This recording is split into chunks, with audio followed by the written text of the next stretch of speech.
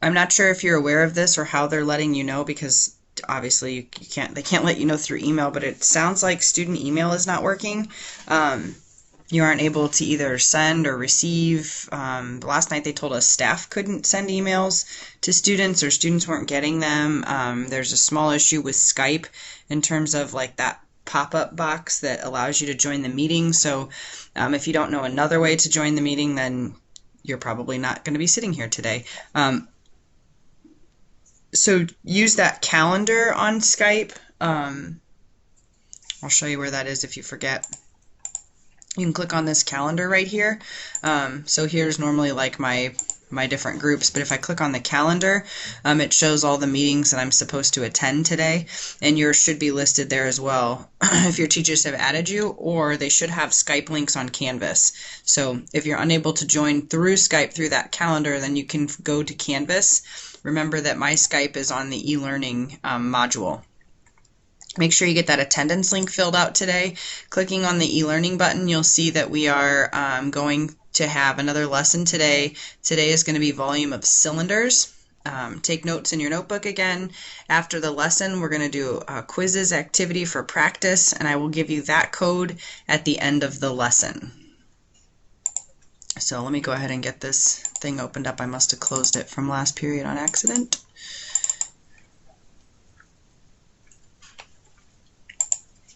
All right, so here we go. 7-4 day 2, this is volume of cylinders. So let's do a quick review from yesterday. You don't have to write this down because you should have written it down yesterday. But the volume, remember, is the number of cubic units that can fit inside a three-dimensional shape. And then when we write an answer, or we calculating volume, we always want to make sure that we're cubing the units, so it's to the third power. So today, again, our focus is on cylinders. You can see a couple of images there of cylinders, food cans, pop cans, Pringles cans. Those are just some examples maybe around your house of cylinders. Okay, so let's look at the formula. When we draw a cylinder, there are two numbers, or when we look at a cylinder, there are two numbers that we want to have for this formula. We are just going to be multiplying again today, but the formula for a cylinder is, for volume of a cylinder, is pi times the radius squared times the height. Or, how you'll see it written most of the time, volume equals pi r squared h. So you'll want to write that down in your notebook. Volume of a cylinder, V equals pi r squared h. And for today's lesson, we will be using 3.14 for pi. So using this picture down here on the right, lower right, we're going to go ahead and just look at an example of it. So as you look through this formula, pi is always going to be 3.14. That won't come from the picture. The radius. Does anybody remember what the radius, what radius is? Half of the diameter. Okay, what's a diameter? The length across the circle? Yeah, perfect. And it specifically for diameter, it has to go through the center. So the radius is half of the diameter. It is from the center of the circle to the outside edge. It's that distance. Good. And that number is going to get squared. Just that number. Okay, we're not squaring pi. You're not multiplying pi times the radius first. You are squaring the radius only. Remember, order of operations, exponents first. So the square is only being applied to that radius. And then at the end, we'll multiply it by the height of the cylinder. So for this example, it's 3.14, which is pi. The radius of this cylinder, of the circle end of the cylinder of the base, is 5 millimeters, so times 5 squared, and then times 6. And I'll show you a way in your calculator to get that all to punch out, but you can square the 5 first, right? We know that 5 times 5 is 25, so now it's 3.14 times 25 times 6 to get 471, and that should say millimeters and not centimeters. Didn't catch that first period. Man, I love that about these PowerPoints, just doing that so fast. So millimeters cubed. Any questions on that? You're just multiplying again like we were yesterday. It's just a little different because we're using pi and we have to figure out what the radius is. So a reminder, which someone shared a moment ago, that the radius is half of the diameter. So the diameter goes all the way through the circle.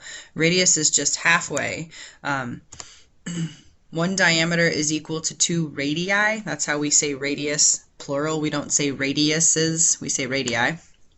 So diameter equals 2r. And we worked with that little equation way back when we did circles, like Unit 3 maybe. And your group did circles on Khan Academy. So make sure you're using the radius when you're finding the volume of a cylinder. And that's just a hint that sometimes you might be given the diameter. So if you're given the diameter, you have to figure out what the radius is first and then use that number in your equation. So we're going to look at, I think there's 5 examples today. And in each example, there is a cylinder drawn until we get to the end.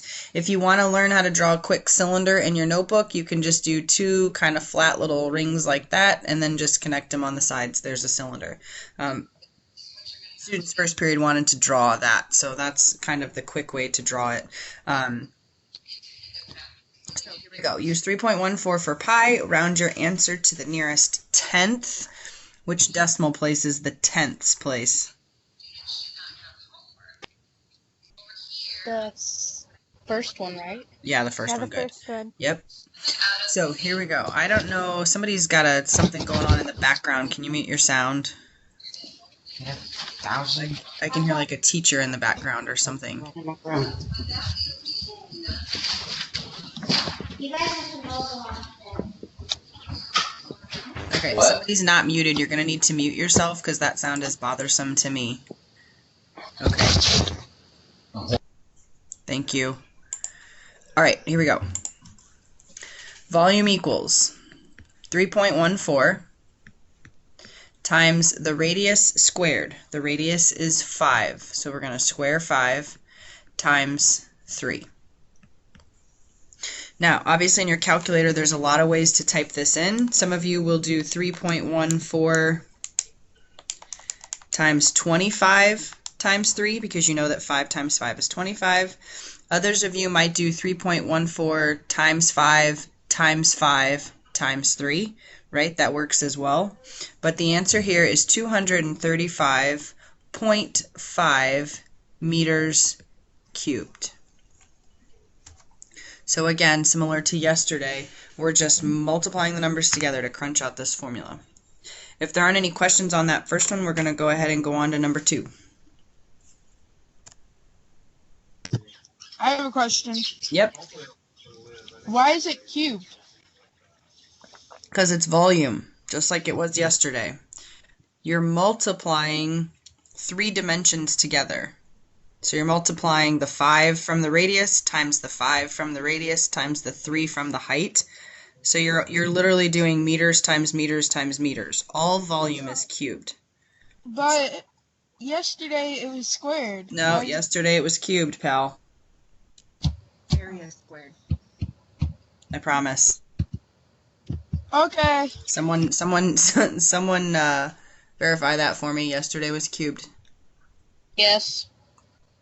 Thank you. Okay.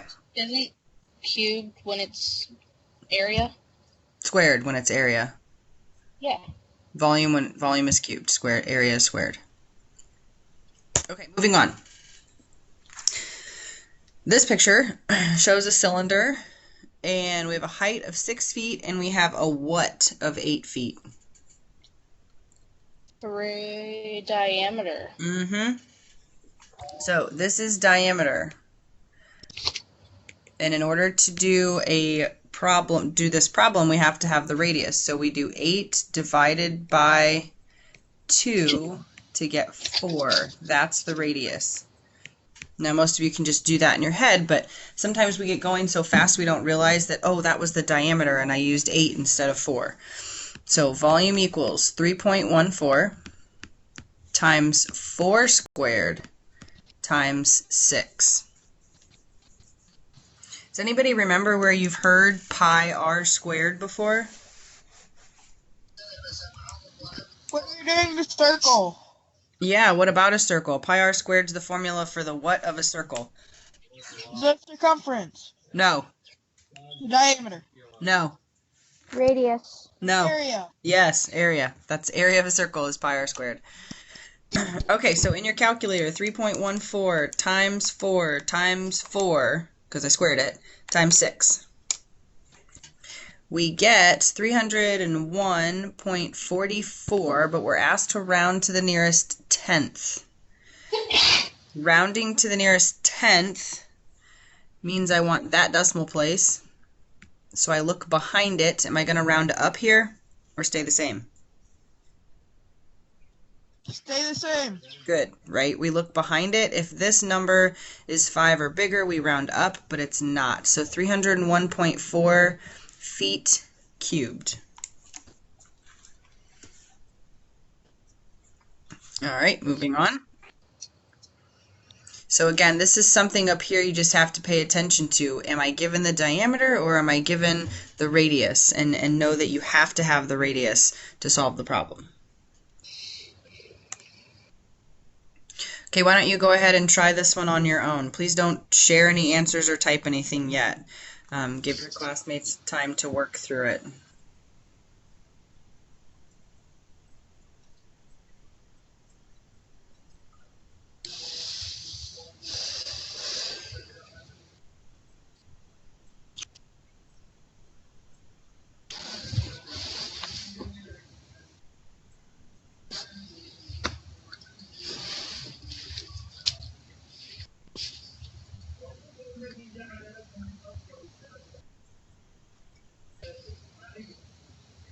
Okay, so here we go. Volume equals 3.14 times 6 squared times 11. That's pi times the radius squared times the height. Who's got the answer?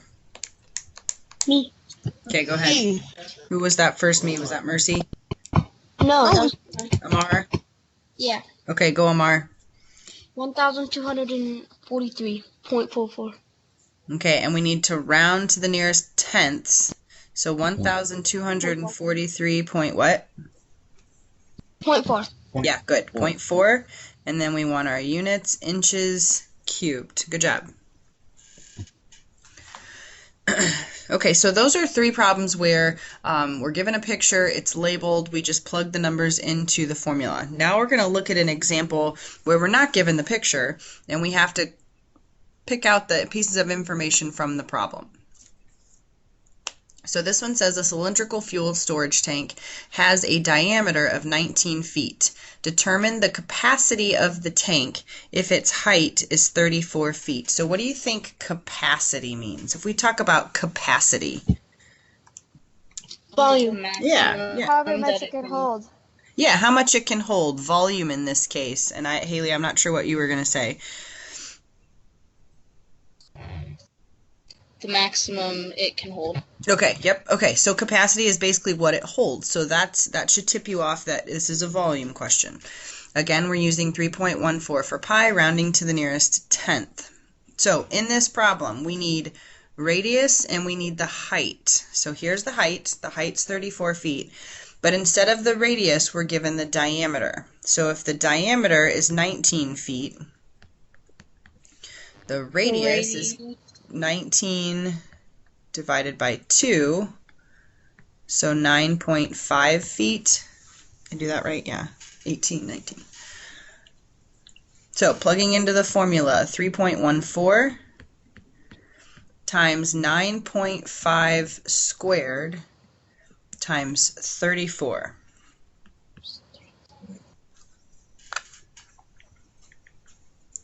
Let me know what you get. I got 9,635.09.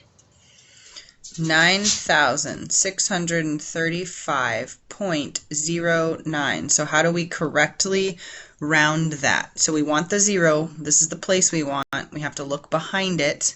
That number is 5 or larger, which means it's going to round the 0 up to a 1. And our answer is feet, so we are feet cubed.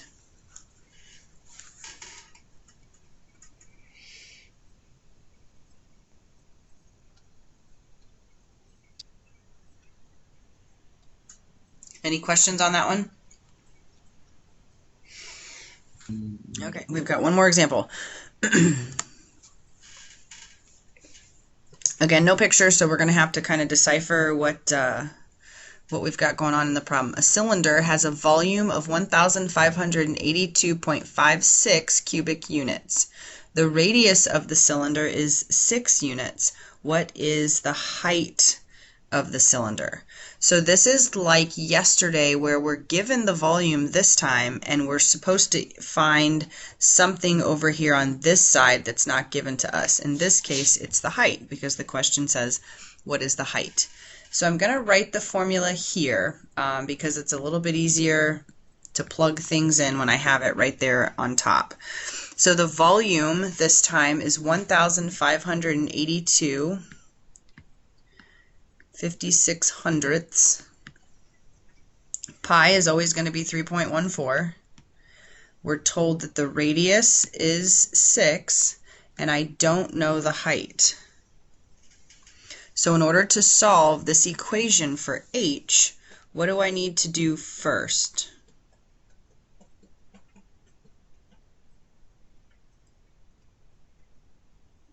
Anybody know? I got it. Oh, you have an answer already? I don't want the answer just yet. What I have to do first, I have to clean all this up. I have to figure out what is 3.14 times 6 squared. So that's what we need to do first, is calculate 3.14 times 36. I got that. 113.04. Yep, 113.04. And we bring down that h for height. Is that Gage who said I got it? Yeah. Okay, what do I do in my next step? Do you know, Gage? We do 1,582.56 divided by 113.04. Perfect. So we divide both sides by 113.04. That cancels out that multiplication. And I think we get 14, is that correct? Yeah. Okay.